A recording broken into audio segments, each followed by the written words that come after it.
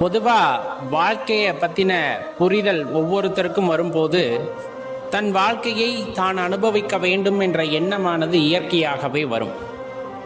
மாறாக இன்னும் பல கோடி ரூபாயை சேர்த்து வைக்க வேண்டும் வருகின்ற தலைமுறைக்கு அப்படிங்கிறத தாண்டி அவர்கள் வாழ்க்கையை அவர்கள் வாழட்டும், நமக்கு கொடுத்த இந்த பிறப்பு எதற்கு என்று நாம் உணர்ந்து கொள்வோம் அப்படிங்கிற பாதையில் யார் பயணிக்கிறாங்க அப்படின்னு பார்த்தா உண்மையை உணர்ந்தவர்கள் மட்டுமே பயணிக்கிறார்கள்.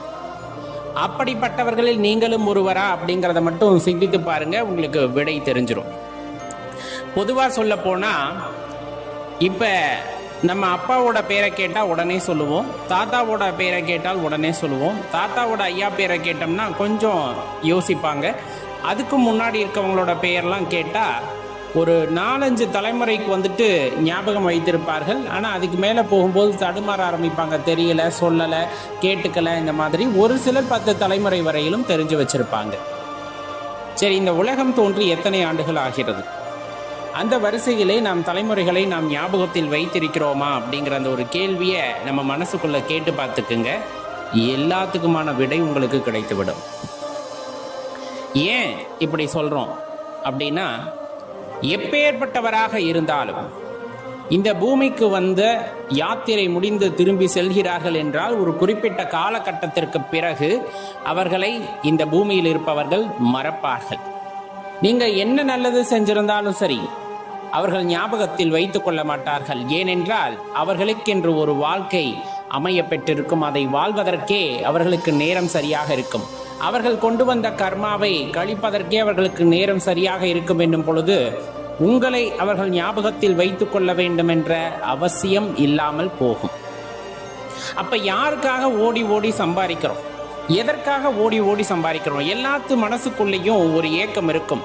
நம்ம வந்தோம், வாழ்ந்தோம், அழியாம இருக்கிற மாதிரி ஏதேனும் ஒரு சுவடுகளை விட்டு செல்ல வேண்டும் அல்லவா அப்படிங்கிற எண்ணம் நம் மனதிற்குள்ளே இருக்கும்.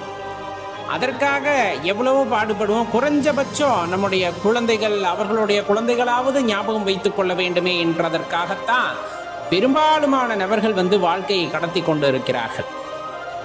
இந்த இடத்துல பணம், சொத்து, பத்து இந்த மாதிரி மட்டுமே கவனம் செலுத்தி ஒரு 2-3 தலைமுறைக்கு தெரிய வகையில சொத்துக்களை சேர்த்து வைக்கிறாங்க.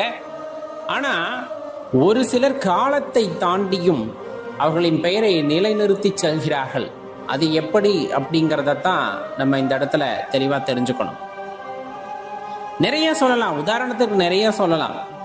இப்ப ராஜராஜன் அப்படின்னு நம்ம சொல்றோம், ராஜேந்திர சோழன் அப்படின்னு நம்ம சொல்றோம். இது மாதிரி ஒரு சில அரசர்கள் பெயர் மட்டும் இன்றளவும் நம்ம கல்வெட்டிலேயோ அல்லது நமது ஞாபகத்திலேயோ நிற்கிறது என்றால் என்ன காரணமாக இருக்கும் அப்படிங்கிறத யோசிச்சு பார்க்கணும். அதே போல நீங்க எந்த நபரை எடுத்துக்கொண்டாலும் சரி, அப்ப தெளிவா தெரிந்து கொள்ள வேண்டிய விஷயம், தான் எதற்காக இந்த பூமிக்கு வந்தோம் அப்படிங்கிற அந்த ஒரு ரகசியத்தை உணர்ந்து கொண்டு அந்த ரகசியத்திற்காக தனது முழு பலத்தையும் பிரயோகித்து அந்த காரியத்தை யார் ஒருவர் நிறைவேற்றுகிறார்களோ அவர்கள் காலம் தாண்டியும் வாழ்கிறார்கள். அது ஒரு குறிப்பிட்ட காலத்துக்கு தான், நம்ம அதுக்கு மேலேயும் சொல்ல முடியாது. ஆனா நாமெல்லாம் உடனே மறக்கப்பட்டு விடுவோமே அப்படின்னா ஆம். ஏன்னா தனக்காக வாழ்தல் அப்படிங்கிறது ஒண்ணு, பிறருக்காக வாழ்தல் அப்படிங்கிறது ஒண்ணு, இன்னொன்னு பாத்தீங்கன்னா தன்னை அறிந்து வாழ்தல் அப்படிங்கிறது ஒண்ணு. இப்ப இதுல நம்ம சொல்ற மாதிரி தனக்காக வாழ்தல், நாம் எல்லாம் வாழ்கின்ற வாழ்க்கை, நமக்கு, நம் குடும்பத்திற்கு இப்படின்னு வாழ்கின்ற வாழ்க்கை, இது உடனே மறக்கப்படும். இந்த உடல் சுடுகாட்டுக்கோ இடுகாட்டுக்கோ கொண்டு போயிட்டாங்கன்னா அடுத்து 1 மாசத்துக்குள்ள மறந்துடுவாங்க நம்ம செஞ்சதெல்லாம். இது இயல்பான யதார்த்தம். பிறருக்காக வாழும் பொழுது சில நினைவுகள் எல்லாம் வரும் பொழுது உங்களை நினைவு கொள்வார்கள். இந்த இடத்துல இவர் இதை செஞ்சாரு, எனக்கு உதவி செஞ்சாரு அப்படின்ட்டு ஒரு குறிப்பிட்ட தலைமுறை வரை அதை ஞாபகத்திலே வைத்திருப்பார்கள். பிறருக்காக வாழும் பொழுது கொஞ்ச நாள் நம் நினைவிலே, பலர் நினைவிலே இருக்கக்கூடும். அவர்களும் அழியும் பொழுது அந்த நினைவுகளும் அவர்களோடு அழிந்து விடுகின்றது. தன்மை அறிந்து தன் வேலை அறிந்து ஒருவர் வாழ்கின்றார் அப்படிங்கும் போது பல தலைமுறைகளை தாண்டியும் அந்த பெயர் நீடித்திருக்கிறது. அது இப்ப நம்ம ஏற்கனவே சொன்ன மாதிரி பல ராஜாக்கள் நம் மனதினுள்ளே நிற்கிறார்கள் அப்படின்னா அதற்கெல்லாம் தன்னுடைய கடமையை உணர்ந்து அவர்கள் செயலாற்றிய விதத்தின் காரணமாக நீடித்து நிலைத்திருக்கிறார்கள். அதுல மாற்று கருத்தில்லை.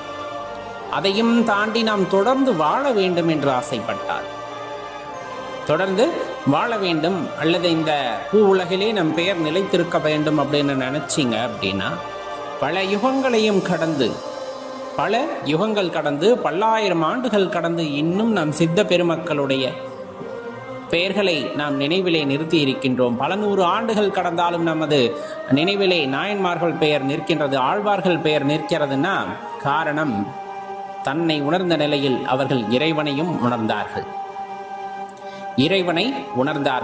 இறைவனுடன் இரண்டர கலந்தார்கள். அவ்வளவுதான் இதில் இருக்கக்கூடிய சூட்சம். நீங்கள் உடனே மறக்கப்படுவீர்களா, ஒரு மாதத்திற்கு பிறகு மறக்கப்படுவீர்களா, ஒரு நூற்றாண்டுக்கு பிறகு மறக்கப்படுவீர்களா, அல்லது தொடர்ந்து பல நூற்றாண்டுகளையும் தாண்டி உங்களது பெயர் இங்கு நீடித்து இருக்குமா அப்படிங்கிறது நம் வாழ்கின்ற வாழ்க்கையை பொறுத்தது. இந்த பூமிக்கு நம்ம ஒரு யாத்திரை வந்திருக்கோம் இல்லையா, வந்திருக்கோம். கண்டிப்பா உள்ள தாயோட கர்ப்பத்திலிருந்து வெளியே வந்துட்டா மீண்டும் நம்ம மீண்டு போய் தான் ஆகணும், வேற வழியே இல்லை. நம்மளே நினைச்சாலும் நான் இருந்து பார்க்கணும், ஒரு 100-150 வயசு வாழணும்னு நினைச்சாலும் நம் கால நியதி தத்துவத்தின்படி நமக்கு என்ன விதிக்கப்பட்டிருக்கிறதோ அந்த காலம் முடியும் போது காலன் வந்து விடுவார், கூட்டிட்டு போயிடுவார். அதெல்லாம் மாற்றுக்கருத்தே இல்லை. அதற்குள் நாம் வாழ்கின்ற வாழ்க்கை ரொம்ப அர்த்தமுள்ளதாக வாழ வேண்டும் என்று நினைத்தால் இறைவனை உணர்ந்து வாழ வேண்டும். அவரை உணர்ந்து அவருடன் இரண்டர கலந்த நிலையிலே நாம் வாழும் பொழுதுதான் அந்த வாழ்க்கைக்கான ஒரு அர்த்தம் அப்படிங்கிறது அவ்விடத்திலே கிடைக்கும். அப்படின்னா அதில் மாற்றுக்கருத்தை நீங்கள் கொள்ள வேண்டாம். சிவபெருமானை உணர்ந்து வாழ்தல், சிவனுடன் இரண்டர கலந்த நிலையிலே வாழ்தல் அப்படிங்கிறது எல்லோருக்கும் கிடைக்கக்கூடிய அனுபவம் அல்ல. மாறாக தொடர்ந்து முயற்சி செய்பவர்கள் இறைவனை எல்லாம், சிவபெருமானை எல்லாம், சிவனை தவிர வேறு யாரும் எனக்கு ஒன்றுமில்லை அப்படிங்கிற எண்ணத்துல சிவா சிவா சிவா சிவான்னு நாளும் பொழுதும் இறைவனை நினைத்து கொண்டு வாழ்பவர்களுக்கே கிடைக்கின்ற ஒரு வாய்ப்பு அது. அப்படின்னா அதில் மாற்று கருத்தே இல்லை. அப்படிப்பட்ட தன்மை உடையவர்களாக நீங்கள் இருக்கின்றீர்கள் என்றால் கண்டிப்பாக உங்களுக்கு இறைவன் ஒரு வாய்ப்பை ஏற்படுத்தி கொடுப்பார். அந்த வாய்ப்பின் மூலமாக நாம் அடுத்தடுத்த கட்டத்திற்கு முன்னேறுவதற்கான எல்லா வழிகளும் நமக்கு பிறக்கும். அந்த வழிகளின் மூலமாக பயணிக்கும் பொழுது காலத்தை கடந்து நமது பெயர் நிலைத்திருக்கும். அப்படின்னா அதுல சந்தேகம் கொள்ள வேண்டாம். இறைவன் கொடுத்த இந்த ஒரு வாழ்க்கை மீண்டும் இதே வாழ்க்கை கிடைக்குமா என்று தெரியவில்லை. அப்படியே நினைத்து உருகக்கூடிய வாழ்க்கை கிடைக்குமா என்று தெரியவில்லை. அவ்வாறே கிடைக்க வேண்டும். அவ்வாறு ஒரு வாழ்க்கை இன்னொன்று அமையப் போகிறது என்றாலும் அந்த ஜென்மத்திலும் சிவபெருமானை மறவாத வர வேண்டும் இறைவாண்டு மன்றாடி கேட்டுக்கொள்ளலாம். ஆனால் முடிந்தவரை இந்த பிறப்பு இறப்பு என்னும் சுழலிலிருந்து எங்களை மீட்டு விடு, எங்களுக்கு விடுதலை கொடுத்து விடு அப்படிங்கிறத தான் எல்லா அடியார் பெருமக்களும் இறைவனிடம் மன்றாடி கேட்டுக்கொள்வது. ஐயா, இந்த பிறப்பு இறப்பு சுழல்ல இருந்து எங்களை மீட்டு உன்னோட பாதத்துல ஒரு சின்ன இடத்த கொடுத்து வச்சுக்கோ, உன் கூடயே இருந்துடணும், அவ்வளவுதான் ஆசை அப்படிங்கிற மாதிரியான எண்ணம் எல்லா அடியார் பெருமக்களுக்கும் உண்டு. மீறி ஒரு சில யதார்த்தத்தை உணர்ந்தவர்கள் என்னால் இந்த ஜென்மத்தில் அந்த பாக்கிய நிலையை அடைய முடியாமல் போனாலும் அடியேனுக்கு ஒரு சின்ன வாய்ப்பை கொடு, மீண்டும் ஒரு பிறவியை கொடுத்தாலும் உன்னை மறவாத பிறவியை கொடு, உன்னை மறவாத பிறப்பை கொடு அப்படிங்கிறத தான் அனைவரும் கேட்டுக்கொள்வார்கள். அப்படிப்பட்ட ஒரு பிறப்பு அப்படிங்கிறது ஒரு அதிசயம். சொல்ல போனா தொடர்ந்து ஒவ்வொரு காலகட்டத்திலும் நாம் இறைவனுக்கான திருப்பணிகளை செய்து கொண்டு அவரை நினைத்து கொண்டே வாழ்ந்திருக்கிறோம். அப்படிங்கும் போது அதெல்லாம் எவ்வளவு சிறப்பான விஷயம். காரணம், கெட்டுப்போவதற்கு 1000 வழிகள் இந்த பூமியில இருக்கிறது. அதையெல்லாம் விடுத்து இறைவன் நினைவிலே வாழ்கின்றோம் அப்படின்னா அது இறைவன் கொடுத்த வரம், இறைவன் கொடுத்த அற்புதமான வரம். அது எவ்வளவு சிறப்பானது என்று யோசித்து பாருங்கள்.